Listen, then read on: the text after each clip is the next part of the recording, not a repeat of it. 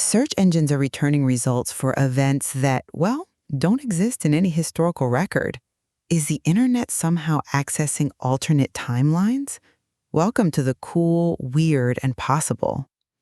Today, we're diving into a really fascinating and, yeah, sometimes pretty unsettling phenomenon, these collective false memories. It's often called the Mandela Effect, right? And we're going to explore the profound and sometimes just bewildering role the internet plays in shaping, well, our perception of reality, or at least what we think is real. Right. And the core question we're sort of grappling with today is, are these widespread shared memories primarily a result of, human psychology that we understand pretty well and the observable mechanics of online algorithms? Or is there something much more speculative at play? I mean, we're talking about possibilities like, could the internet be connecting to parallel universes? Are search algorithms somehow picking up interdimensional data? Or maybe even advanced AI actively crafting false memories of alternate realities? Yeah.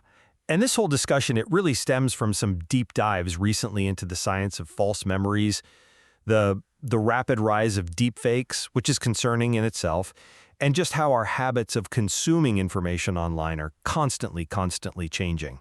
So I'll be arguing from the perspective that's, grounded in cognitive science and verifiable internet operations. And I'm definitely keen to explore the more unsettling, maybe even, dare I say, fantastical possibilities that these phenomena just might suggest. Okay, so from a scientific standpoint, the whole concept of false memories and what we now broadly call the Mandela Effect, these are actually deeply rooted and pretty well documented psychological occurrences. Our minds are amazing, incredibly powerful, but also surprisingly fallible. Consistently fallible, actually. I mean, just consider the groundbreaking work of Elizabeth Loftus. Her studies have famously shown how subtle changes in language and suggestion can profoundly reconstruct our memories. You mean like the car crash study? Exactly. In her classic experiments, participants who were asked about cars that smashed into each other reported significantly higher speeds compared to those asked about cars that merely hit each other. And this was even when they'd seen the exact same footage. So it really reveals that our memory isn't like a passive recording device. It's an active, reconstructive process, and it's inherently vulnerable to external suggestions. And that vulnerability is, well, massively amplified in today's hyper-connected, suggestion-rich online world. Of the psychological science behind individual memory being fallible. I guess I'm not entirely convinced it fully explains the sheer scale and often the uncanny specificity of some of these Mandela effects. I mean, when you have huge numbers of people vividly remembering events that demonstrably never happened, like Fiona Broom's really detailed recollection of Nelson Mandela dying back in prison in the 1980s, a memory shared by hundreds apparently, even though he actually passed away in 2013, it just makes me wonder, is this just a cognitive error or social reinforcement? The scope of it seems to hint at something more profound, maybe something beyond our current grasp of, human cognition alone. And it goes deeper than just verbal suggestion, too. There are experiments with semantically related word lists, where subjects study words like flow, water, stream, and they reliably trigger a false recall of a word like river, even though river was never actually on the list presented to them. So this isn't just about misremembering a tiny detail, it's about our minds actively constructing a memory based on associated concepts. And furthermore, the internet significantly amplifies these cognitive effects through social reinforcement. That's how you get these truly viral false memories. Think about the widespread lore around that non-existent Shazam movie with Sinbad. Oh, yeah. I remember that one. Right? Or the persistent misremembering of Darth Vader's famous line as, "Luke, I am your father," instead of the actual line, which is, "No, I am your father." Even something as specific as the color of C-3PO's leg has become a point of widespread false memory. People swear it was all gold. That's a strong point about the internet's amplification effect, definitely. But what if it's more than just a megaphone for human biases? What if the internet itself could be acting as a medium, not just for broadcasting information that already exists, but maybe for accessing or even generating data that reflects, well, alternate data streams. Could it be connecting us to parallel universes, maybe in a way kind of like the timeline convergence we see in shows like Dark? And then you add in rapidly advancing AI, combined with deepfakes and the internet's pervasive influence. Could AI be perhaps inadvertently creating these false memories of alternate realities, just blurring the lines between fact and fiction? It really echoes those chilling possibilities like the memory implants in Westworld or, the very nature of the false reality depicted in The Matrix. Look, the idea of algorithms creating entirely new histories is certainly intriguing, I'll give you that. But let's consider a more grounded explanation for those whoa moments you're talking about, like ads predicting your thoughts. Usually, that's just incredibly sophisticated predictive advertising. This isn't some kind of interdimensional insight. It's based on your vast digital footprint, your browsing history, your clicks, your likes, countless data points collected across all your online activity. I mean, the technology to track user histories, even if you don't have a specific account logged in, it's widely known and used for personalization. It's a very real issue, don't get me wrong, regarding privacy and data usage, but it's not really evidence of an alternative reality interfering. Google, for instance, they've explicitly stated that ranking is programmatic. And yes, user complaints about relevance exist, absolutely, but this mostly highlights the immense challenge of optimizing search for billions of different user needs and the constant battle against, SEO manipulation and advertising clutter, rather than algorithms just fabricating reality out of whole cloth. But isn't the line between retrieving information and creating information becoming incredibly blurred? Think about the filter bubble phenomenon. We know search results are highly personalized and sometimes, less relevant than they used to be. Doesn't that contribute to an environment where a single objective reality is just harder to discern? If we're constantly being fed a personalized version of truth, doesn't that sort of suggest we're not just sharing one common world anymore? It feels like we're each starting to inhabit these increasingly bespoke information ecosystems, which, in a sense, are kind of manifesting unique, coexisting truths that maybe diverge from any single objective reality. This constant tailoring of our perceived reality, it seems to me like a prime condition for the internet to inadvertently, or maybe even intentionally, become a conduit for something more than just, human cognitive quirks. Okay, let's delve a bit deeper into the nature of false memories themselves, because I really think the scientific explanation offers a far more robust framework than blaming some anomalous digital influence. Elizabeth Loftus's skeleton theory, for instance, it posits that memory isn't like playing back a video recording. It's a reconstructive process. We essentially build a skeleton of an event from the limited initial stimuli, what we actually perceive at the time. Then later we fill in the gaps. And crucially, any information encountered after the event can subtly or sometimes dramatically rebuild that skeleton. This can lead to accurate recall, sure, but it can also lead to false recall. It's a natural reconstructive process that's just constantly happening, influenced by loads of different factors. Like what kind of factors? Well, this isn't just theory, we see it in practice. Things like creative imagination, dissociation, trauma, even just sleep deprivation. These are all known to correlate with false memory formation. And interestingly, even individuals with HSAM, highly superior autobiographical memory, the people who remember an astounding number of details from their lives, even they are susceptible to implanted false memories in lab settings. Our memories often store the gist, the general meaning or feeling of an event, rather than the precise, granular details. And other factors, like your mood at the time of recall, can make these less specific, gist representations more accessible, influencing how you retrieve a memory and potentially leading to inaccuracies without you even realizing it. These are all, thoroughly documented human cognitive processes. They explain how easily our minds can construct realities that feel utterly true, even when they don't match the documented facts.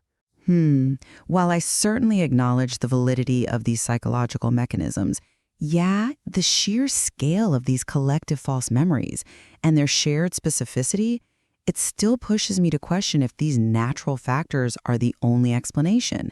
I mean, go back to Fiona Broom's vivid memory of Mandela's death in prison, apparently shared by hundreds, maybe thousands of others. that feels like it goes beyond typical individual fallibility, right? It suggests a kind of convergence of minds on the exact same specific false memory. So, is the internet merely a platform for social reinforcement in that case? Or could it be acting as a kind of glitch amplifier, or maybe even speculatively, a bridge to other timelines, given how widespread and weirdly precisely shared false memories can sometimes be?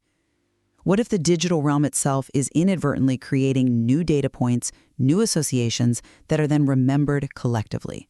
It feels like it's not just about human error. It's about how that error manifests globally and synchronously through these networks. Okay, let's talk about algorithmic influence and the construction of truth. Google's search mechanics, for example, they are fully automated, yes, but they fundamentally operate on existing observable data. Web crawlers explore the internet, they index pages, and then algorithms serve results based on hundreds of factors: users' location, language, device, past search history, all that stuff. This ranking is programmatic and, crucially, it's not influenced by payment for ranking itself, despite the ads. Now, are algorithms imperfect? Absolutely. Users frequently complain about irrelevant ads, about SEO manipulation gaming the system, and even about the limitations of the human rater guidelines that Google uses to try and improve search quality. But fundamentally, these algorithms process and present existing information. They aren't just inventing new histories from thin air. Look at studies on platforms like Facebook, for instance. They clearly show that confirmation bias and what researchers call challenge avoidance, basically avoiding info that contradicts your beliefs, lead users to become polarized into echo chambers. Existing beliefs get reinforced by leveraging the activity of like-minded friends and connections. This is a powerful, well-understood social psychological effect amplified by technology, not really an access point to interdimensional data streams. The mechanisms are complex, yeah, but ultimately they are explainable and operate within the bounds of our, physical reality. I guess I find that perspective assumes a rather benign, maybe even limited role for algorithms, a role that feels increasingly outdated, frankly, given how fast they're evolving.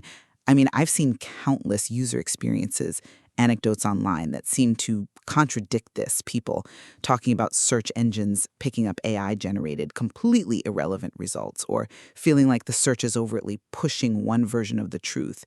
If algorithms are now sophisticated enough to create convincing deepfakes, ones capable of tampering with the facial expressions and speech of public figures so well that we can barely tell the difference, then couldn't they be doing more than just retrieving existing data? Couldn't they be actively, maybe subtly, creating new, plausible histories that never actually happened? If, as some users have noted, search engines sometimes seem to cover their embarrassment by providing some sort of answers anyway, so you can't easily determine that things don't exist, well, how can we truly know what's real anymore?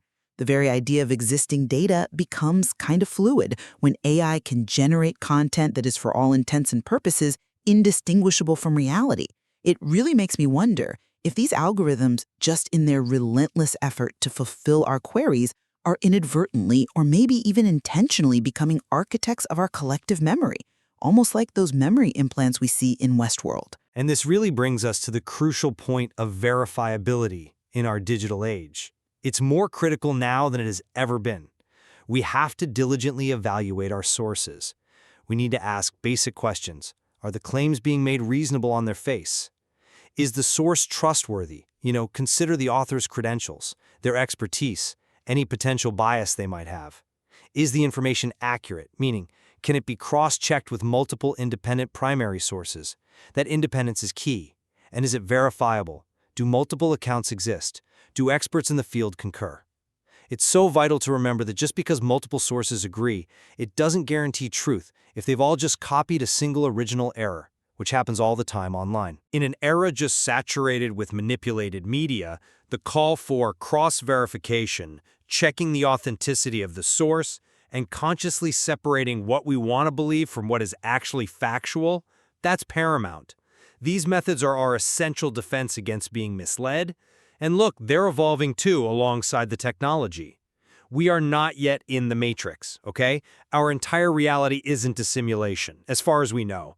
But we are navigating an incredibly complex information environment that demands constant vigilance and critical evaluation of basically every data point we encounter. I absolutely agree that verification is crucial. I do. But I just don't buy that traditional methods are still entirely sufficient. Let me explain why. The sheer volume of AI-generated content and deepfake stuff capable of seamlessly tampering with facial expressions and speech of public figures, it feels like it fundamentally challenges these traditional methods at their core. If collective belief can manifest as a Mandela effect on a viral scale purely through social reinforcement online, creating these widely shared memories of events that never occurred, then the digital landscape isn't just amplifying history, it might actually be generating a new kind of ethereal form of history itself.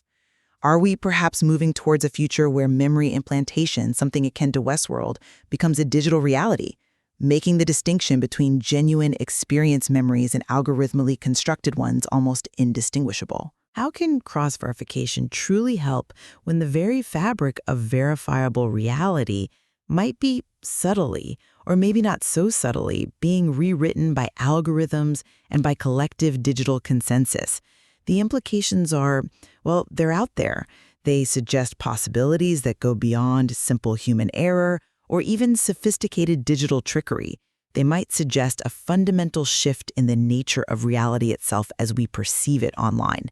Look, while the digital age undeniably presents really novel and significant challenges to our perception of reality and memory, I still maintain that the most robust explanations for these collective false memories lie firmly within the well-understood realms of human cognitive biases and the increasingly sophisticated, yes, but fundamentally explainable processes of internet algorithms.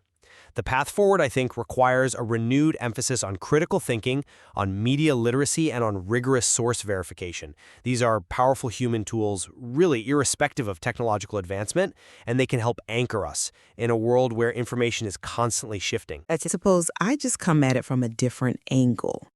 The unsettling implications of an internet-driven future, one where the boundary between objective history and collectively imagined or perhaps algorithmically generated reality becomes increasingly permeable, that continues to weigh heavily on my mind. The sheer scale and the shared nature of certain online phenomena, like the Mandela Effect, they just keep prompting these deeper questions about the fundamental nature of information, of memory, and maybe even of collective consciousness in this rapidly evolving digital age. It really forces us to confront a pretty fundamental question. How do we anchor our sense of truth in an age where information, and therefore potentially memory itself, is constantly in flux? Indeed, the complexity of these issues it's immense. And our relationship with digital information is clearly continuously evolving. It's clear there's much more to explore here, much more to unpack. Absolutely. Well, thank you for joining us for this insightful discussion on the internet remembers things that never happened. Be sure to subscribe to our channel for more debates that explore the cool, the weird, and the possibly real edges of our understanding.